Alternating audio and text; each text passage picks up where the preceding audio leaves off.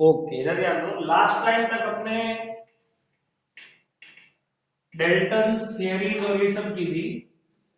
Today we will do very important topic, that is ions. That is ions. आवाज आ रही है ना? देखो, डेल्टन की थियरी थी कि जो एटम है उसको ब्रेक नहीं किया जा सकता है, लेकिन बाद में पता चला कि जो एटम है वो कैसा है, डिविजिबल है, मतलब उसको फर्दर डिवाइड किया जा सकता है। जब स्टडीज आगे होती गई तो पता चला कि अगर कोई भी एटम है, डोंट वरी नेक्स्ट चैप्टर में एकदम अच्छे से समझ, अगर कोई भी एटम है तो वो फर्दर थ्री और चीजों के अंदर डिवाइड किया जा सकता है। एक है पॉजिटिव चार्ज जिसको कहते हैं प्रोटॉन्स, जिसको क्या कहते हैं, प्रोटॉन्स। एक है नेगेटिव चार्ज जिसको हम कहते हैं इलेक्ट्रॉन्स। और एक ऐसी चीज है जो कि ना ही पॉजिटिव है ना ही नेगेटिव, जो कि बाई चार्ज कैसा है, न्यूट्रल। न्यूट्रल मतलब कुछ भी नहीं, उसको हम कहते हैं न्यूट्रॉन्स। उसको हम क्या कहते हैं, न्यूट्रॉन्स। तो ओरिजिनली जो एटम है, स्टडीज के बाद ये पता चला कि इन तीन चीजों में डिवाइड किया जा सकता है। अब एक बात हमेशा याद रखना, अगर कोई भी एटम है तो उसके पॉजिटिव चार्ज प्रोटॉन्स को मैं मूव नहीं कर सकता, वो मेरे कंट्रोल में नहीं है। न्यूट्रॉन्स को भी मैं कुछ नहीं कर सकता। लेकिन ये जो नेगेटिवली चार्ज इलेक्ट्रॉन्स है ना, ये एटम जो है इन इलेक्ट्रॉन को लूज भी कर सकता है, मतलब एटम में से एक इलेक्ट्रॉन बाहर भी जा सकता है। और दूसरी चीज, एटम इलेक्ट्रॉन गेन भी कर सकता है, मतलब बाहर से कोई नेगेटिव चार्ज मतलब इलेक्ट्रॉन इस एटम के अंदर एंटर हो सकता है। समझ में आ रहा है यस और नो मैं कहना क्या चाहता हूं? जो भी एटम है उसके अंदर प्रोटॉन्स को आप कुछ नहीं कर सकते। उसके अंदर क्या, उसके अंदर जो उसके अंदर जो न्यूट्रॉन्स है उसको आप कुछ नहीं कर सकते। लेकिन जो नेगेटिव चार्ज है इलेक्ट्रॉन्स, एटम उन इलेक्ट्रॉन को लूज भी कर सकता है और एटम इलेक्ट्रॉन्स को क्या कर सकता है, गेन भी कर सकता है। तो अब याद रखना, जो आयंस है ना, आयंस वो किस चीज की वजह से बनते हैं, या तो लूजिंग ऑफ इलेक्ट्रॉन या फिर gaining of electron. 8th standard में भी पहले भी पढ़ चुके हैं, what is current, current is flow of charges. ये आयंस ही वो चीज है जो कि करंट फ्लो करवाती है। तो अब देखो, हम देखेंगे कि आयन बनता कैसे, हाउ आर आयंस फॉर्म। अगर मान लो कोई भी एटम है, कोई भी एटम है, उसके अंदर equal number of positive charge that is protons के बराबर ही equal number of negative charge that is electrons होते हैं। कोई भी एटम, याद रखना मैंने सिर्फ ये 4 प्रोटॉन और 4 इलेक्ट्रॉन बनाए। कोई भी जो एटम होगा ओरिजिनली क्या होगा, उसके अंदर जितना पॉजिटिव चार्ज होगा उतना ही नेगेटिव चार्ज होगा। बाद में होता क्या है, ये जो एटम है, ये जो एटम है ये क्या करेगा, या तो इलेक्ट्रॉन को लूज करेगा, या फिर देखो मैं इलेक्ट्रॉन का सिंबल ऐसे लिखूंगा, ई नेगेटिव मतलब नेगेटिव चार्ज, या फिर इलेक्ट्रॉन को गेन करेगा। अब तुम्हें मेरे को एक चीज बतानी पड़ेगी, अगर मान लो कि ये इलेक्ट्रॉन को लूज कर देता है, मतलब इसकी बॉडी से बाहर चला गया, अब ये रहा एटम। अब ये बताओ ओवरऑल इस एटम के अंदर कौन सा चार्ज ज्यादा है? हाँ, अब देखो इलेक्ट्रॉन तीन ही हो गए और पॉजिटिव चार्ज ज्यादा है। पॉजिटिव तुमको पता है, ना आएगा ना ही जाएगा, वैसा के वैसा रहेगा। तो होगा क्या, ये जो एटम है, एक इलेक्ट्रॉन को क्या करने के बाद, लूज करने के बाद, ये एटम ओवरऑल क्या हो जाएगा, पॉजिटिवली चार्ज हो जाएगा। मैं क्या कह रहा हूं समझ में आ रहा है? कोई एटम है, ठीक है, अगर वो इलेक्ट्रॉन को लूज कर देता है तो ये एटम खुद ओवरऑल कैसा हो जाएगा, पॉजिटिवली चार्ज। यहां पर 4 इलेक्ट्रॉन और 4 प्रोटॉन थे, मतलब ये बैलेंस्ड था।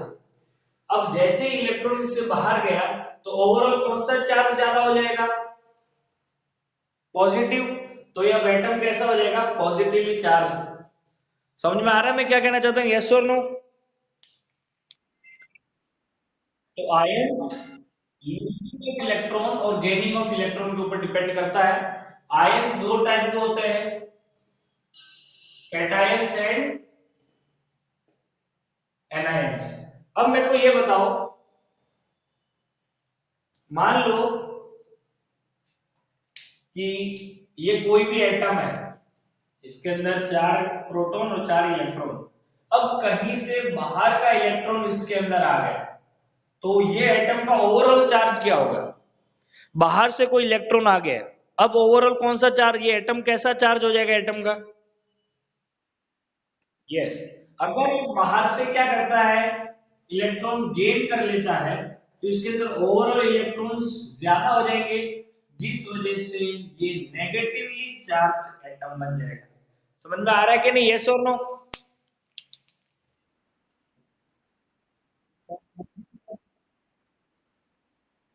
क्या?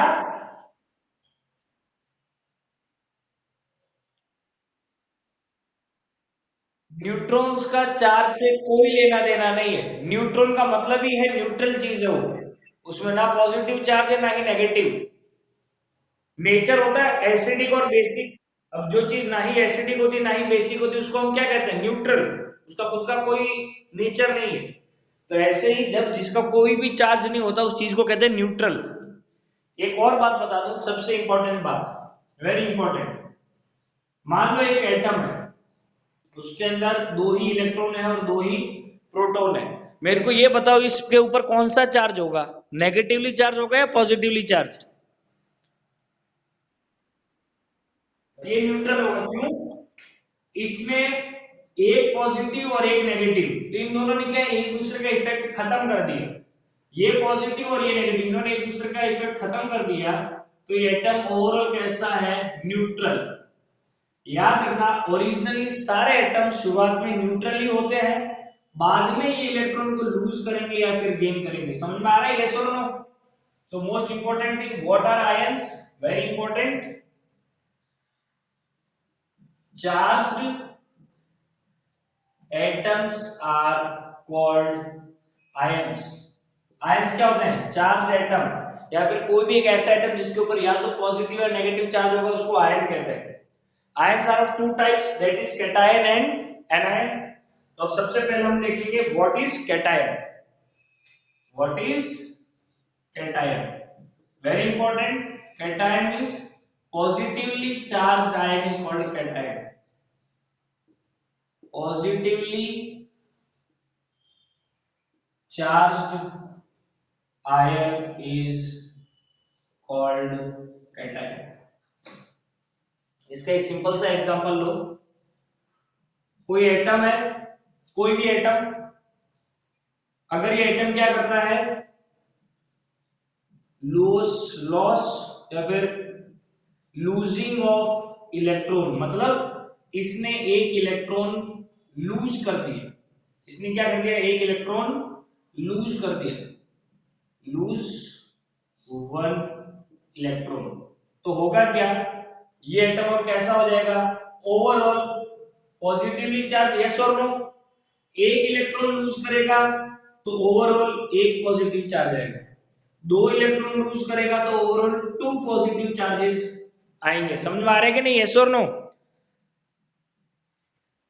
एटम है, इलेक्ट्रॉन लूज कर दिया, जैसे कि मान लो क्लास के अंदर 5 गर्ल्स एंड 5 बॉयज है। अब मॉनिटर या फिर राज वही करेगा जिसकी संख्या ज्यादा होगी।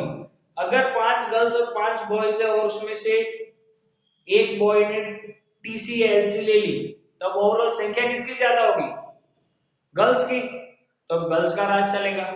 ऐसे ही इन्होंने इलेक्ट्रॉन लूज कर दिया तो पॉजिटिव चार्ज का राज चलेगा और ये पॉजिटिवली चार्ज हो जाएगा। समझ में आ रहा है कि नहीं? यस और नो? और ये जो पॉजिटिवली चार्ज आयन है इसी को कहते हैं कैटायन।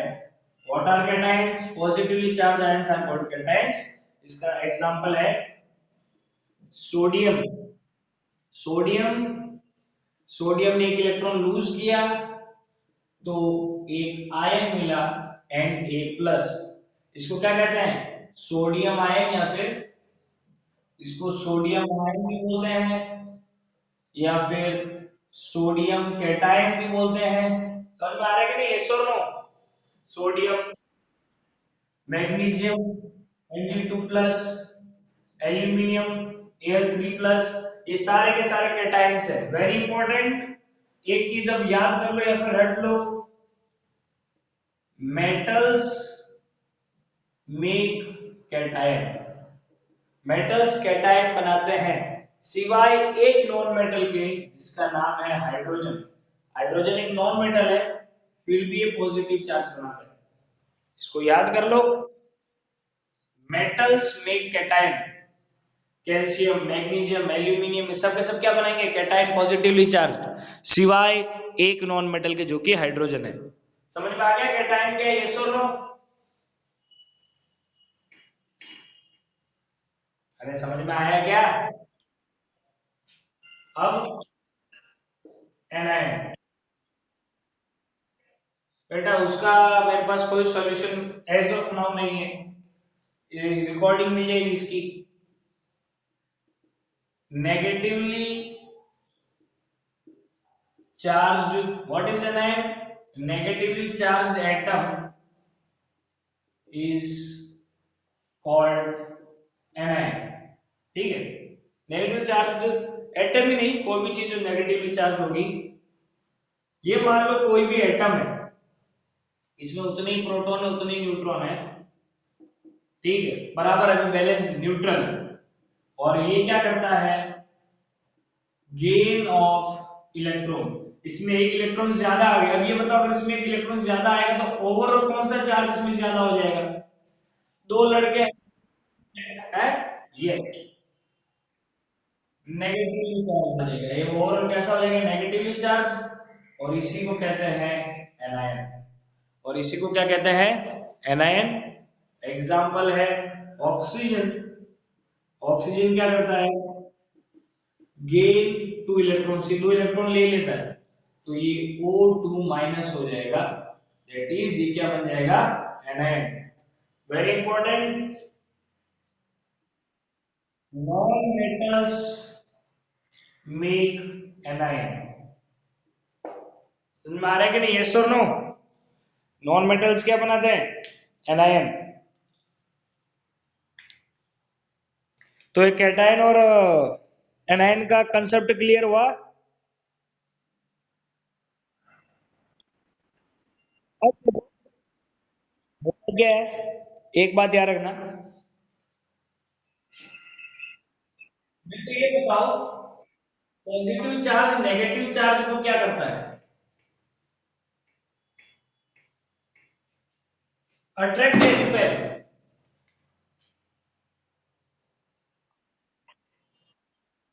Very good.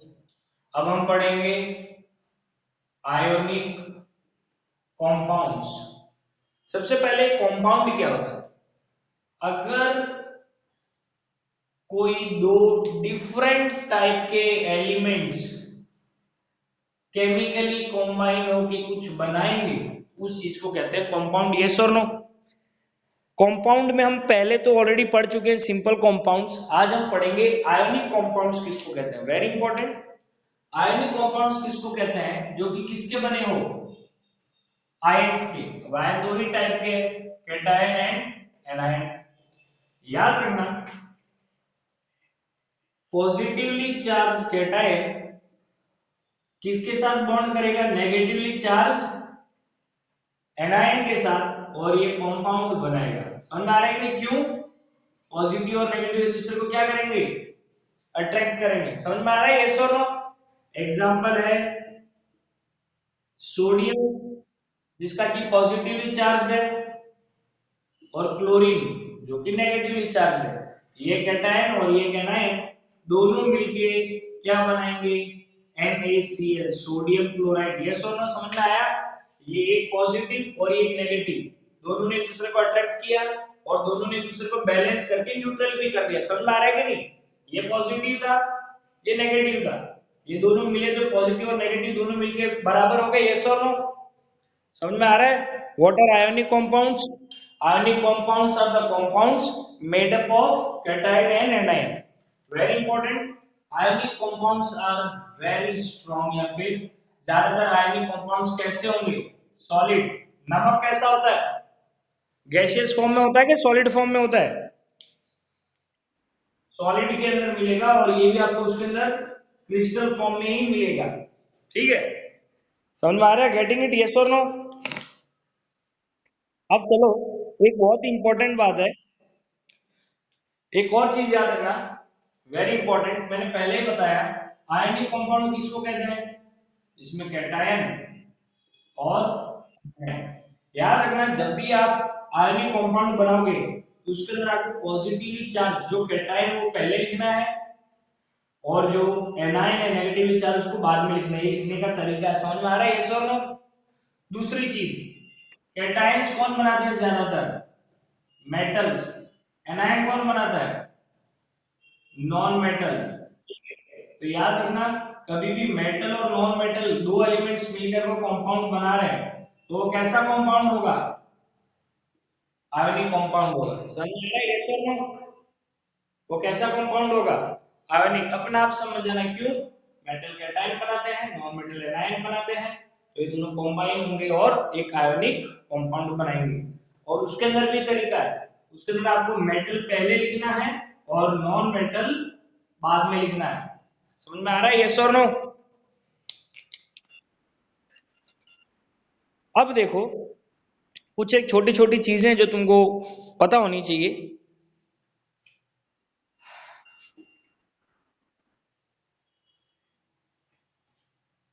कि कैसे हम नेमिंग करते हैं।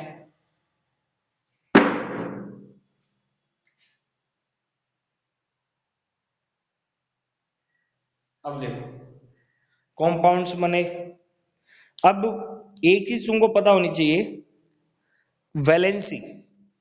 मैं बताता हूं वैलेंसी क्या है। सोडियम जो है वो एक इलेक्ट्रॉन लूज करके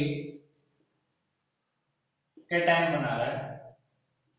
मैग्नीशियम दो इलेक्ट्रॉन लूज करता है और दो नेगेटिवली चार्ज, सॉरी दो पॉजिटिव चार्ज का एक कैटायन बनाता है। ठीक है। एल्यूमिनियम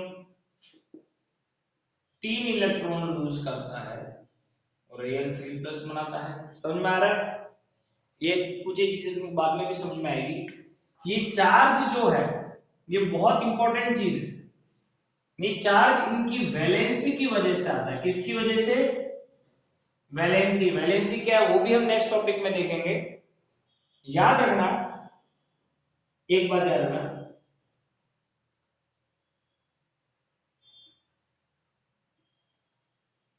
ये कोई भी पॉजिटिवली चार्ज और नेगेटिवली चार्ज कैटायन एनायन मिलके कुछ भी, मान लो ये x है और ये y है, और ये मिलके कंपाउंड बनाते हैं XY। तो याद रखना, ये और ये दोनों बैलेंस हो जाने चाहिए। मैं तुमको एक एग्जांपल देता हूं। मान लो कैटायन 3+ है। कैटायन कितना है? 3+। तो मेरे को ये एक एनायन कितना, एक नेगेटिव माइनस कर रहा है। मेरे को ये बताओ, ये एक नेगेटिव है तो मेरे को ऐसे कितने वाई लाने पड़ेंगे कि ये बैलेंस हो जाए? चलो सिंपल सा एग्जांपल बताता हूँ। X के पास तीन प्रोटॉन है। X के पास तीन प्रोटॉन है, Y के पास एक ही इलेक्ट्रॉन है, लेकिन मेरे को X और Y को मिलाना है। लेकिन मिलाने के साथ साथ मेरे को यह भी ध्यान रखना है कि नंबर ऑफ प्लस और नंबर ऑफ माइनस दोनों बराबर हो जाए। ये जो कंपाउंड है ना X, इसके ऊपर कोई चार्ज नहीं है। तो कैसे करूंगा?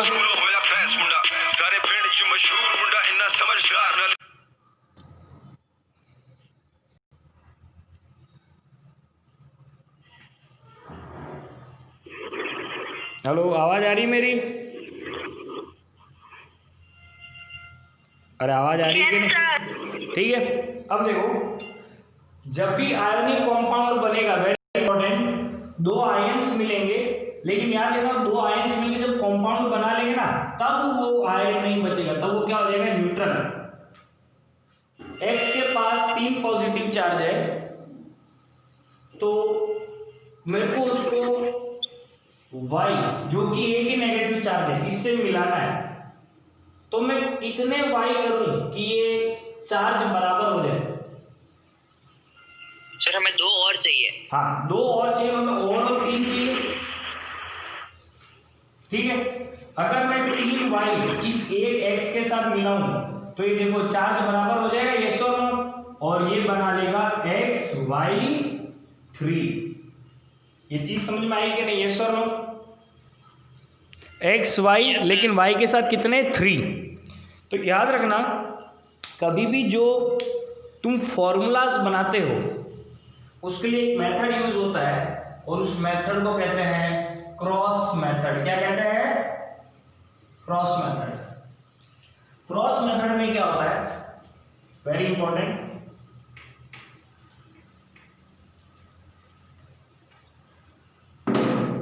केमिकल फॉर्मूला बनाने के कई सारी मेथड्स है, उसमें से एक है क्रॉस मेथड।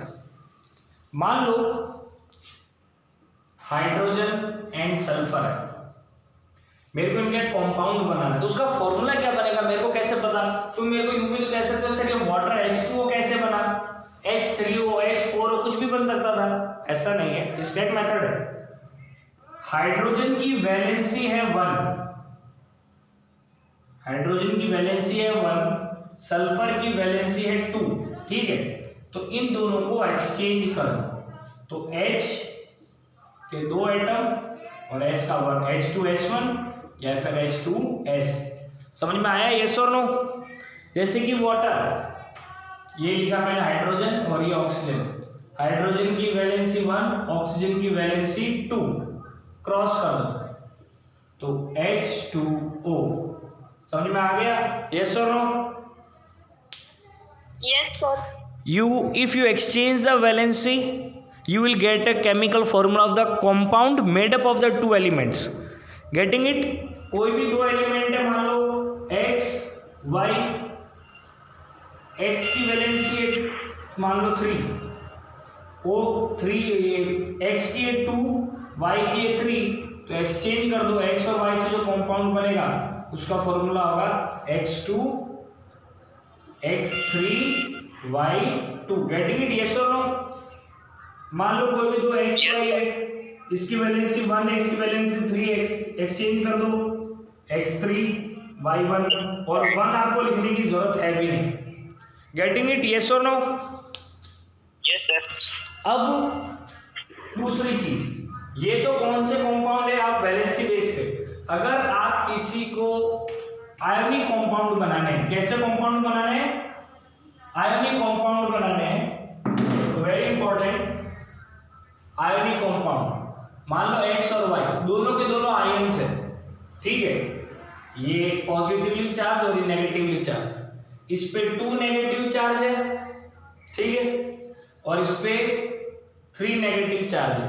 2 चीजें आपको करनी होगी, अगर आप एक्सचेंज भी कर दो तो भी तकलीफ नहीं, x3 y2। एक और चीज कर सकते हो, आपको चार्ज बैलेंस करना होगा, x y, इधर ध्यान दो, वो अब मैं बताऊंगा कि हमने क्रॉस किया क्यों। अगर इसका चार्ज मान लो है 2 प्लस इसका चार्ज है -1, वैसे चार्ज मायने नहीं रखेगा, एक बार सिंपल सी बात समझ जाना, तुम लोग क्या करोगे, ये 2 और 1 है, याद रखना जो चार्ज है ना वही वैलेंसी है, एक्सचेंज करके लिख दिया x y2, आंसर ये आएगा ना क्रॉस से, यस और नो। अब मैं बताता हूं करते क्यों। इसके पास कितने हैं 2 पॉजिटिव, x के पास, y के पास एक ही नेगेटिव, तो कितना एक और y लाना पड़ेगा ना बैलेंस करने के लिए, यस और नो, ओवरऑल न्यूट्रल करने के लिए, तो एक और y है, तो ओवरऑल y कितने हो गए 2, इसलिए xy2 फॉर्मूला होता है इसका। समझ में आ रहा है, यस और नो। Yes sir. याद रखना मोस्ट इंपॉर्टेंट एक और चीज, सिर्फ एटम ही पॉजिटिवली या नेगेटिवली चार्ज कैटायन एनायन नहीं बनाता, पूरा के पूरा कंपाउंड खुद भी पॉजिटिवली या नेगेटिवली चार्ज हो सकता है, जैसे कि sulphate SO4 overall 2- negative charge पे होता है। समझ में आ रहा है कि नहीं? सिर्फ एटम अकेला ही चार्जेस नहीं रखता, कॉम्बिनेशन ऑफ एटम के भी चार्जेस हो सकते हैं, जैसे कि SO4 ये खुद एक कंपाउंड है, सल्फेट ये कौन सी चीज़ है? सल्फेट, इसका चार्ज है 2-। Getting it? यस और नो? समझ में आ रहा है कि नहीं, या ऐसे ही बैठे हो उधर घर पे? अब एक बहुत इंपॉर्टेंट चीज, कॉपर कभी प्लस चार्ज दिखाएगा तो कभी 2+। याद रखना, इसको कहेंगे, एक बात याद रखो, is my voice audible? Yes और no? Yes sir. Yes sir. ये चीज बहुत बार ऐसा होगा, कभी कभी नाम सुनोगे क्यूप्रस ऑक्साइड, कभी कभी नाम सुनोगे क्यूप्रिक ऑक्साइड, कभी नाम सुनोगे फेरस ऑक्साइड, कभी नाम सुनोगे फेरिक ऑक्साइड। बहुत फर्क है इनके अंदर। जब कॉपर का चार्ज +1 है तो इसको कहते हैं क्यूप्रस, ऑक्सीजन के साथ रिलेटेड क्यूप्रस ऑक्साइड। जब इसका चार्ज 2+ है तो इसका नाम रहेगा क्यूप्रिक। समझ में आ रहा है? यस और नो? जैसे कि Cu1O, ये तो इसको 2 बार ऐड करना पड़ेगा, तो ये कौन सा होगा? Cuprous oxide. और कई बार देखोगे Cu2O, ये होगा क्यूप्रिक ऑक्साइड। मैं फिर से बता रहा हूं, कॉपर कई बार प्लस चार्ज भी दिखाता है और कई बार 2+ भी दिखाता है। जब वो प्लस चार्ज दिखाता है तो उसको यूं भी लिखते हैं, Cu(1), तो समझ जाना कौन सा है? क्यूप्रस ऑक्साइड होगा। और Cu2+ है तो उसको ब्रैकेट में Cu2 करके भी लिखते हैं, तो क्यूप्रिक ऑक्साइड होगा। आयरन 2+ भी चार्ज दिखाता है और 3+ भी। अगर 2+ है तो वो फेरस है, और अगर 3+ है तो फेरिक है। ये फेरस ऑक्साइड बनाएगा, वो फेरिक ऑक्साइड बनाएगा। Got it? यस और नो?